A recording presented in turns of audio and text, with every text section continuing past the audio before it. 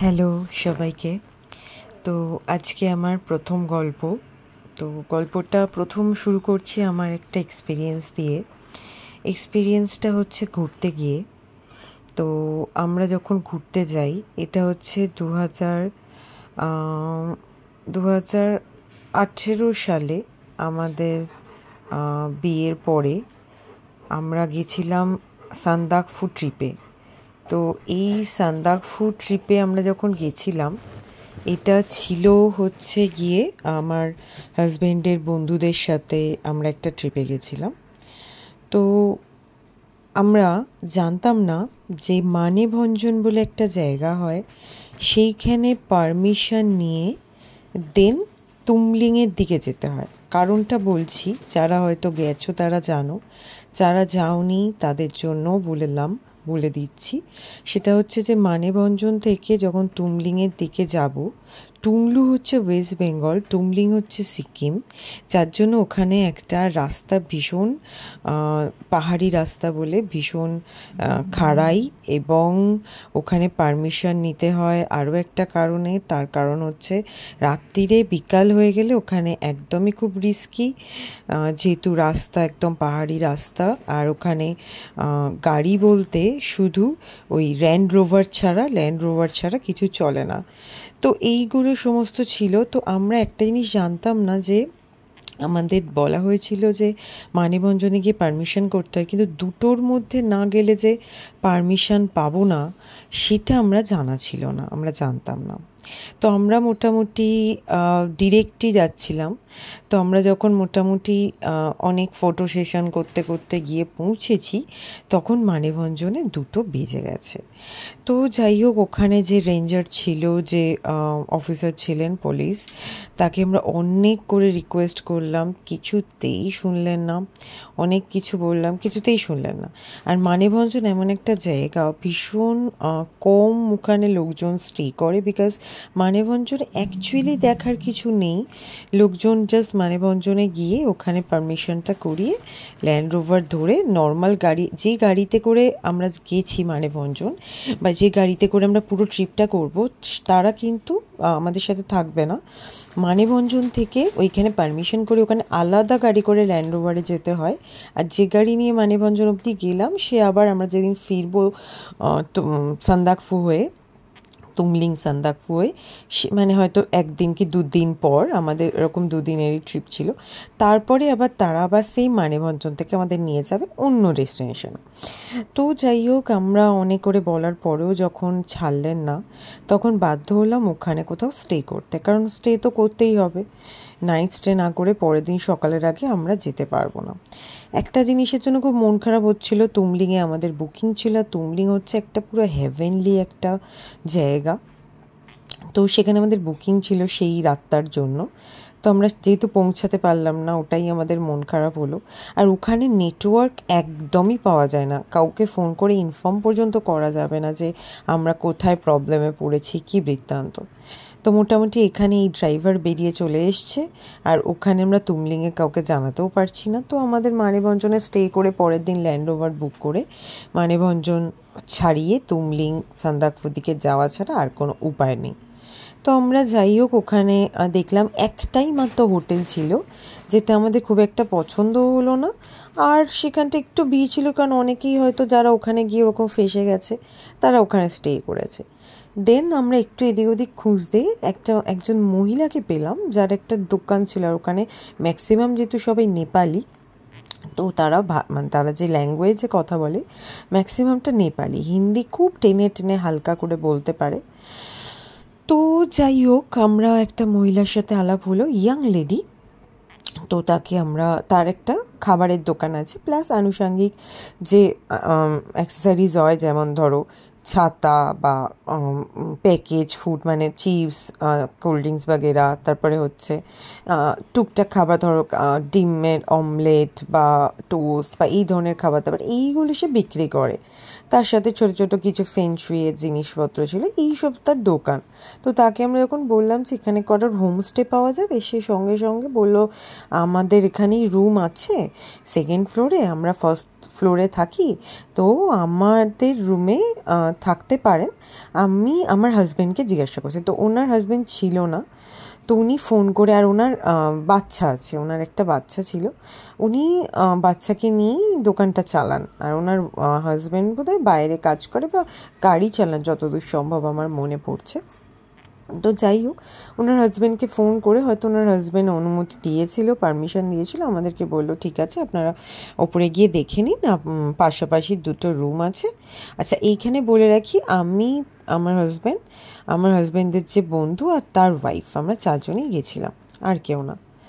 তো যাই হোক, তো মোটামুটি আমরা বললাম, ওপরে গিয়ে দেখে এলাম, দেখলাম যে হ্যাঁ বেশ সুন্দর সমস্ত ব্যবস্থা। আর ওখানে কিন্তু অ্যাটাচ বাথরুম নেই, একটাই কমন বাথরুম, কিন্তু সরু প্যাসেজের মধ্যে দিয়ে গিয়ে একদম শেষে বাথরুম। তার আগের একটা রুম, বেশ বড় রুম, সেটাতে আমরা রইলাম। মাঝখানের রুমটা বললো ওটা বন্ধ, ওখানে কাউকে থাকতে দেওয়া যাবে না, ওখানে আমাদের স্টোর রুম আছে। আর একদম সামনের রুমটা একটা, মানে উপরে যে 3টে রুম ছিল তার মধ্যে প্রথম রুমটাতে আমার হাজব্যান্ডের ফ্রেন্ড, বন্ধু আর তার ওয়াইফ রইলেন, মাঝখানেরটা ফাঁকা ছিল। আর একদম ধারে বাথরুমের আগের যে বড় রুমটা, বড় মানে বেশ বড়, তবে ওখানকার খাটগুলো কিন্তু নর্মাল সেই সিমেন্টের খাট হয়, আর তার ওপর চাদর পাতা থাকে, এরকম টাইপের, হালকা গদি আর চাদর পাতা থাকে, এরকম টাইপের হয়। আর প্রচণ্ড ঠান্ডাও ছিল, এমনিতেই শীতের জায়গায়, আমরা শীতকালেই গেছিলাম, তো বেশ ভালো ঠান্ডা ছিল। তো রুমটা এতটাই বড়। আর আমরা ওখানেই ওদের কাছে খেয়ে নিলাম, ওরা এই খাবার ব্যবস্থা করে দিয়েছিল। খেয়ে দিয়ে আমরা যখন মোটামুটি ওখানে না, ঝুপ করে পাহাড়ে, তোমরা সবাই জানো, ঝুপ করে সন্ধে নামে, 5টা বাজলেই মনে হয় চারিদিকে অন্ধকার হয়ে গেল। আর মানিকগঞ্জ যেহেতু একটা ছোট্ট গ্রাম মতো, চারদিকে শুধু ওই লোকাল লোকেরাই দোকান নিয়ে বসে, সেরকম কোনো ট্যুরিস্ট থাকে না, স্টে করে না, সেই জন্য জমজমাট একদমই নয়, বেশ ফাঁকার মধ্যে। আর ভীষণ শান্ত একটা জায়গা, মানে চুপচাপ, মানে মনে হয় যে 5টা বেজে যেই অন্ধকার হয়ে যাচ্ছে, মনে হচ্ছে যেন কোনো আলোও চারপাশে আর জ্বলছে না, কোনো একটা কেউ নেই, মনে হচ্ছে একটা মৃত্যু উপত্যকা, মানে কেউ নেই, এরকম একটা ভ্যাকেন্ট ল্যান্ড মনে হচ্ছে। যাই হোক, মোটামুটি আমরা একটুখানি খুব টায়ার্ডও ছিলাম, তারপর মন খারাপও ছিল। আর ওখানে একটা প্রবলেম হচ্ছে, ওখানে কিন্তু কারেন্ট ছিল না। তো কারেন্ট আমরা যখন গেলাম তখন ছিল, বাট তারপরেই কারেন্টটা চলে গেল। তো ওরা আমাদের মোমবাতি দিয়ে গেছিলো। তো মোটামুটি আমাদের রুমটাতে বসেই আমরা একটু গল্প করছিলাম, তারপরে বেশি দেরি করলাম না, কারণ পরের দিন ভোরবেলা বেরিয়ে পড়বো। কারণ তুমলিংটা তো মিস হয়ে গেল, তুমলিংয়ে গিয়ে স্টে করা হবে না, কিন্তু যেহেতু আমাদের বুকিং ছিল, আর তুমলিংয়ের ওপর দিয়েই আমাদের টুংলু হয়ে দেন আমাদেরকে যেতে হবে সান্দাকফু। তো বেটার আমরা তুমলিংয়ে ঠিক করলাম যে আমরা যে তুমলিংয়ের মালিক আছে হোমস্টে, তার সাথে দেখা করে যাব, যে আমাদের যদি রিফান্ডটা করে দেয়, কারণ আমাদের তো থাকা হলো না, বুকিং ছিল, না হলে কি বলে না বলে সেটা কথা বলে যাব বলে, যেহেতু ফোন লাগছে না, নেটওয়ার্ক নেই, আমরা তাকে ফোন করেও জানাতে পারিনি যে আমরা পৌঁছাতে পারলাম না এবং কেন। তো সেইটা আমরা ঠিক করলাম। তো দিয়ে ওরা এসে ওদের রুমে শুয়ে পড়লো। আর ভীষণ ঠান্ডা লাগছে, আর আমাদের রুমটা বেশ বড়। আর রুমের সাইডটা, যেহেতু বললাম ওখানেই বাথরুমের আগের রুমটাই আমাদের, তো রুমের সাইডে একটা বড় করিডোর ছিল, জানলাওয়ালা করিডোর।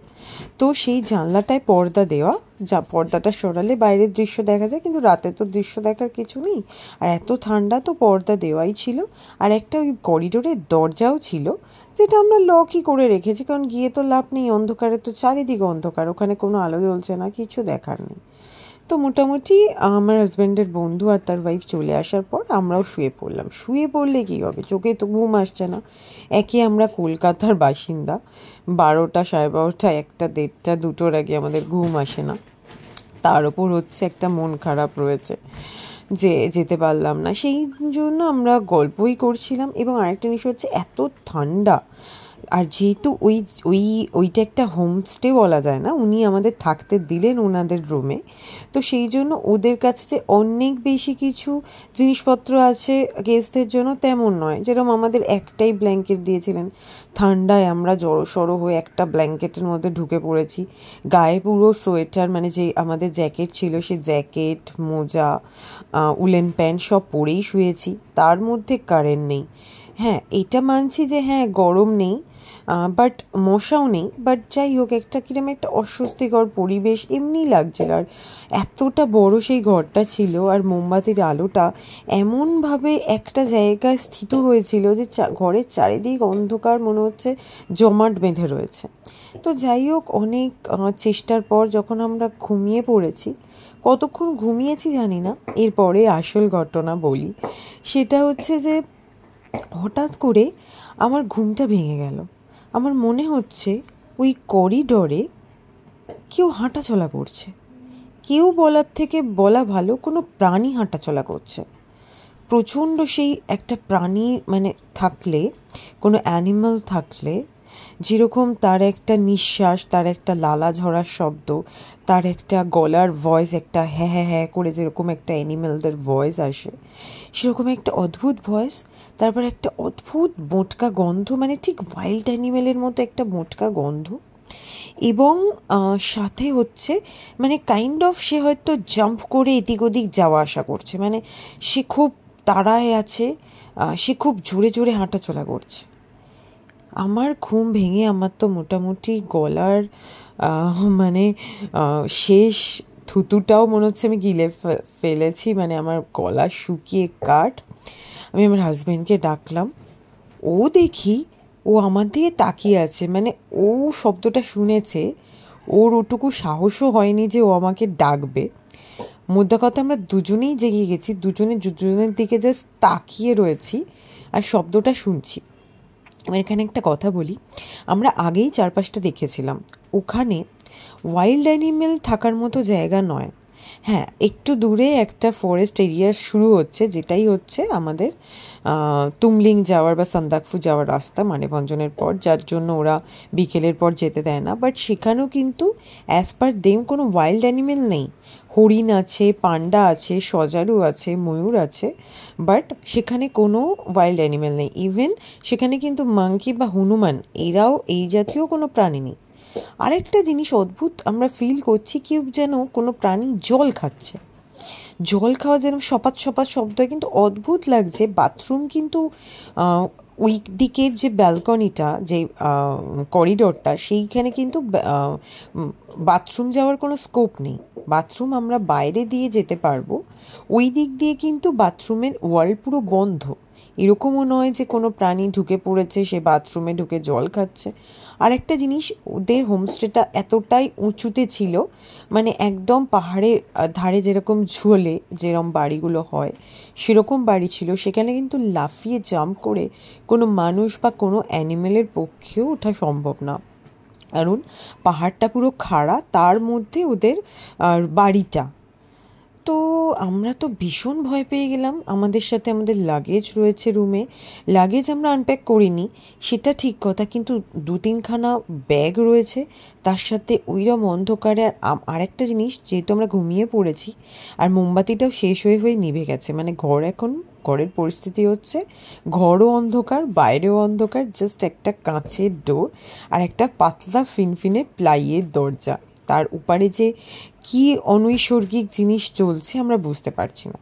কিছুক্ষণ পর আমাদের মনে হলো যে সেটা কোনো প্রাণী নয়, মনে হচ্ছে কোনো মানুষই পা দিয়ে হাঁটছে। মানে একটা অদ্ভুত ফিলিং আর একটা অদ্ভুত গোঙানির শব্দ। আমরা আর বেশিক্ষণ নিতে পারিনি। আমাদের একটা জিনিসে ভয় লাগছে, যদি অন্য কিছু হয় তাহলে আমরা ঘর থেকে বেরিয়ে করিডোর দিয়ে আমার বন্ধুদের, মানে আমার হাজব্যান্ডের বন্ধুদের রুম অবধি যেতে পারবো।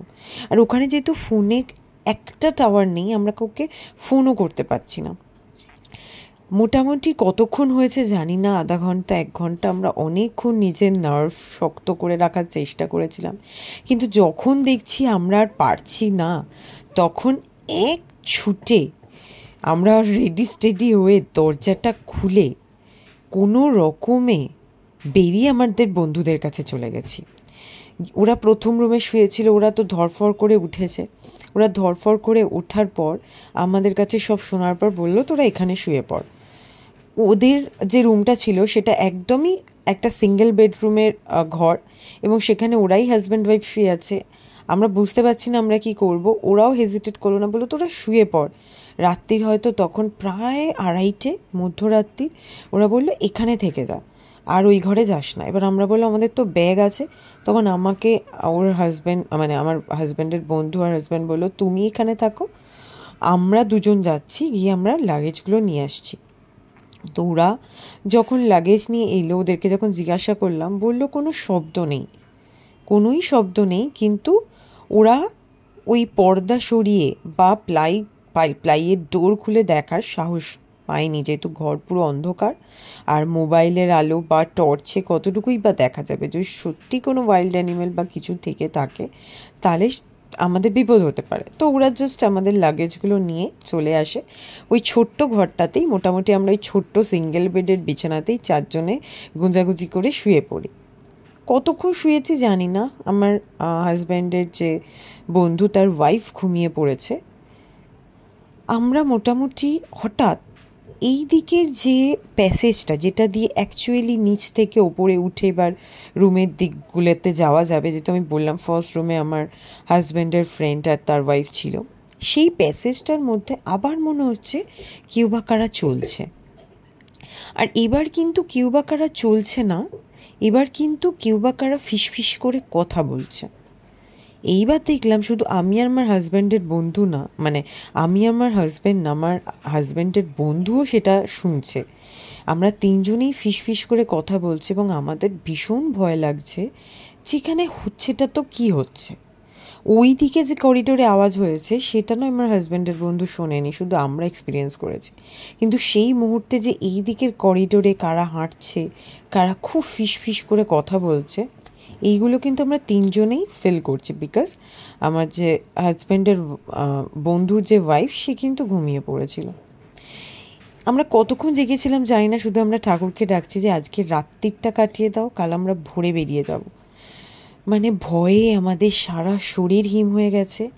এর মধ্যে হঠাৎ করে শুনছি কেউ বা কারা কিছু একটা ভারী জিনিস টেনে নিয়ে যাচ্ছে আমাদের রুমের বাইরেরই ওই করিডোর থেকে, যে প্যাসেজ দিয়ে গিয়ে নিচ থেকে উপরে ওঠা যায় বা উপর থেকে নিচে নামা যায়, সেই প্যাসেজের দিকে। বিশ্বাস করবে না, আমাদের পুরো হাড় হিম হয়ে যাওয়ার একটা পরিস্থিতি। আমরা কিছুই বুঝতে পারছি না এবং লিটারালি মনে হচ্ছে কোনো ভারী, দেখো অত রাত্রিরে ভারী কে কী নিয়ে যেতে পারে, ইম্পসিবল। কিন্তু আমাদের স্পষ্ট মনে হচ্ছে একটা ভারী লাশ কাপড়ে করে বা কোনো একটা মোটা কিছু করতে করে বেঁধে যদি টেনে নিয়ে গেলে যেরকম আওয়াজ হয়, পুরো সেরকম শব্দ। একে তো পাহাড়ি জায়গা, তারপর ওইখানে লোক বসতি কম, খুব জোর 100 জন লোক হয়তো এই পুরো মানেভঞ্জ জায়গাটায় তখনকার দিনে থাকতো। এখন আমি বলতে পারবো না, বিকজ ওটাই আমাদের ফার্স্ট অ্যান্ড লাস্ট, এরপরে আমরা কখনো আর যাইনি। তো তার মধ্যে যেখানে কোনো হোটেলই নেই, সেখানে ট্যুরিস্টও নেই। আর এদের বাড়িটা অ্যাকচুয়ালি হোমস্টে নয় যে হ্যাঁ অন্য কোনো গেস্ট এসেছে, প্লাস এনারা বলেইছিলেন মাঝের রুমটা ওদের জিনিসপত্র আছে, দ্যাটস ওয়াই লকড। তাহলে এত রাতে কে বা কারা কি টেনে নিয়ে যাচ্ছে করিডোরের ওপর থেকে? এসব ভাবতে ভাবতে আমরা প্রচণ্ড একটা মানে নার্ভ স্ট্রং করে থাকার চেষ্টা করছি এবং একটা মানসিক চাপের মধ্যে দিয়ে আছি। এবং সেই ফিসফিস কথাগুলো মাঝে মাঝেই আসছে। তারা যে নেপালি ভাষায় বলছে সেটা আমাদের মনে হচ্ছে, বিকজ কোনো ভাষাই স্পষ্ট নয়, বাট সেই ভাষা আমাদের বোধগম্যও নয়, শুধু আমরা শুনতে পাচ্ছি একটা হালকা কথার রেশ। এই অবস্থায় খানিকক্ষণ পর হঠাৎ মনে হলো কি ওপর থেকে কিছু ধূপধাপ করে ফেললো এবং একটা গাড়ির আওয়াজ হলো, যেটা জোরে বেরিয়ে গেল। এরপর আমরা আর কোনো আওয়াজ পাইনি, চারপাশ আবার নিঝুম, আবার আমরা ঘুমিয়ে পড়েছি। সকাল ভোরবেলাটা হতেই কিন্তু আমরা আর অপেক্ষা করিনি, আমরা ভোর হতেই মোটামুটি 8টা অবধি ওয়েট করেছিলাম জাস্ট ব্রেকফাস্টটার জন্য। আমরা যখন ওই যে আমাদের যে হোমস্টের মহিলা, তাকে যখন মেয়েটিকে জিজ্ঞাসা করলাম, তিনি আমাদেরকে বলল ওর হাজবেন্ড তো এসেছিল। আচ্ছা, এর মাঝে একটা কথা বলতে ভুলে গেছি, ওর হাজবেন্ড বিকেলের দিকে আসার পর আমাদের মন খারাপ দেখে ওয়াইফ রিকোয়েস্ট করেছিল যে দেখো যদি ওনাদেরকে পৌঁছে দিতে পারো। তো উনি একবার ট্রাই করেছিলেন, আমার ওখানকার ইউনিয়ন এতটাই স্ট্রং, তারা পরিষ্কার বলে দিলে এখান দিয়ে কেউ যেতে পারবে না টাইমের পরে, অলরেডি রেঞ্জার বলে দিয়েছে এরাও যেতে পারবে না, মানে আমাদের রীতিমতো গাড়িতে উঠিয়েও গাড়ি থেকে নামিয়ে ওদের রুমে আবার ঢুকিয়ে দিয়েছিল, এটা আমি বলতে ভুলে গেছিলাম। তো আমরা তাই ওর হাজব্যান্ডের সাথে আলাপ হয়েছিল এবং ওর হাজব্যান্ড বলেছিল এরা সাংঘাতিক ডেঞ্জারাস মানুষ, আমি জোর করে আপনাদেরকে নিয়ে যেতে পারতাম কিন্তু আমাকে তো এখানে থাকতে হবে, এরা আমার ওপর যে কোনোভাবে চড়াও হতে পারে, আমার ক্ষতি করতে পারে। তখন আমরা বলেছিলাম না ছেড়ে দিন, আমাদের একটা দিন লস হলো হোক, আমরা কালকে সকালেই যাব। তো এইবার আমাদের রাত্রিরে প্রচণ্ড স্ট্রং ফিলিং হচ্ছে যে something is fishy in that middle room, আর নিশ্চয়ই এখানে কিছু একটা ব্যাপার আছে। কিন্তু সকালবেলা যখন আমরা জিজ্ঞাসা করলাম ওই মহিলা বললেন না, ওনার স্বামী নাকি রাত্রিরেই মানে অবশ্যই বাড়িতে ঘুমিয়েছেন কিন্তু ভোরই নাকি মানে মোটামুটি ওই 6টার দিকে নাকি ওনার হাজব্যান্ড আবার গাড়ি নিয়ে বেরিয়ে গেছে, কারণ উনি গাড়ি চালান, ওনার বুকিং ছিল। তো আমরা যখন বললাম যে উনি কি ভোর রাতে বেরিয়েছেন, বললেন না ভোর রাতে তো কেউ বেরোয়নি, কারণ এখানে আলো না ফুটলে বেরিয়ে তো কোনো লাভ নেই, পাহাড়ি রাস্তা এতটাই খারাপ। তো আমরা কিছুই বুঝতে পারলাম না, উনি যেহেতু ওনার বাচ্চা নিয়ে থাকেন ওনাকে বেশি জেরা করা বা বেশি কিছু জিজ্ঞাসা করাও ঠিক আমরা শোভনীয় মনে করলাম না। প্লাস উনি আমাদেরকে ভালোবেসে থাকতে দিয়েছিলেন, ওটা ওনাদের বাড়ি, সেখানে ওনারা আমাদের থাকতে দিয়েছিলেন, উই শুড বি গ্রেটফুল। তো পরের দিন মোটামুটি আমরা ওই করিডোরটাও খুলে দেখলাম, সেখানে অন্ধকারের মধ্যে যেরকম ফিলিং হচ্ছিল, সকালে গিয়ে দেখলাম ওখানে সত্যি জায়গাটা পুরো খাড়া, সেখানে কোনো অ্যানিমেল, কোনো হনুমান, কোনো মানে ওই ধরনের প্রাণী ওঠার কোনো জায়গা নেই, মানুষের পক্ষে তো ওঠা সম্ভবই নয়, এতটাই সেটা খাড়ার। আশেপাশে কোনো আলাদা বাড়িও নেই যে তার ছাদ বেয়ে বা সেখান দিয়ে কেউ উঠতে পারে বলে। তো আমরা মহিলাকে একটা জিনিসই জিজ্ঞাসা করেছিলাম যে এখানে কি কোনো হনুমান বা এই ধরনের কোনো প্রাণী আছে, সেম কথা উনি বলেছিলেন না এখানে এরকম কিছু নেই, ওনারা ওখানে অনেক বছর ধরে আছেন। তো এই যে ঘটনাটা, এই ঘটনাটার ব্যাখ্যা আমার কাছে নেই, কারণ কি কোনো কুকুর জাতীয় প্রাণীও কিন্তু ওখানে ওঠার কোনো স্কোপ ছিল না, কারণ কি খাড়া পাহাড়ের মধ্যে একটা বাড়ি যদি ঝোলে সেখানে কোনো মানুষ বা কোনো পশুর শরীরই আত্মা তো উঠতে পারবে না। যদি কোনো মানুষ বা পশু ওখানে সেদিন থেকেও থাকে, কেউ বা কারা, নিশ্চয়ই ওখানে কোনো একটা ঘটনা হয়তো ঘটে যাচ্ছিল আমাদের অলক্ষ্যে, যেটা হয়তো আমরা নিজেরা ফিল করছিলাম, বাট আমরা সেটা হয়তো আমাদের কি বলবো শিক্ষিত মস্তিষ্ক দিয়ে বিচার করতে পারবো না। তো এই গেল গল্প। পরের দিন আমরা মোটামুটি ব্রেকফাস্ট করে 8টার মধ্যে বেরিয়ে গেছিলাম। তুমলিংয়ে যখন পৌঁছালাম দেখলাম আমরা অনেক কিছু মিস করেছি, এবং এত সুন্দর জায়গা, ওনার সব কিছু শুনলেন, শুনে আমাদের কফি খাওয়ালেন এবং আমাদের টাকাও রিফান্ড করে দিয়েছিলেন। তো আমরা ওনার সাথে গল্প করে ওখান থেকে সান্দাকফুর উদ্দেশ্যে চলে গেছিলাম। তো তোমরা তোমাদের মতামত জানিও কমেন্ট সেকশানে, এই ঘটনাটা শুনে তোমাদের কি মনে হলো। আর প্রথম গল্প 23 মিনিট হয়ে গেল আমি দেখতে পাচ্ছি। তো এরকম আরও এক্সপিরিয়েন্স বা আরও কোনো লেখকের গল্প নিয়ে আসবো। তো আপাততর জন্য সবাই ভালো থেকো, টাটা।